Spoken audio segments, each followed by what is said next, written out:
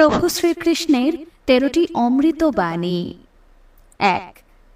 তুমি শুধু নিঃস্বার্থভাবে কাজ করে যাও, কারণ এটাই একমাত্র তোমার নিয়ন্ত্রণে আছে। 2.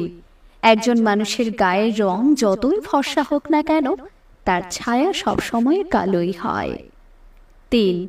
আমি শ্রেষ্ঠ, এটা হলো আত্মবিশ্বাস, কিন্তু আমি একমাত্র শ্রেষ্ঠ, এটা হলো অহংকার। তাই পার্থক্যটা বুঝতে শেখো। 4.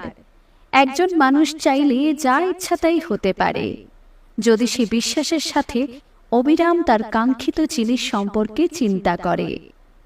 5. প্রেম সর্বদা ক্ষমা চাইতে পছন্দ করে, কিন্তু অহংকার সর্বদা ক্ষমা চাওয়া শুনতে পছন্দ করে। 6. যে রাস্তা ঈশ্বর আপনার জন্য খুলে রেখেছেন, সেই রাস্তাকে বন্ধ করার ক্ষমতা কারুর নেই।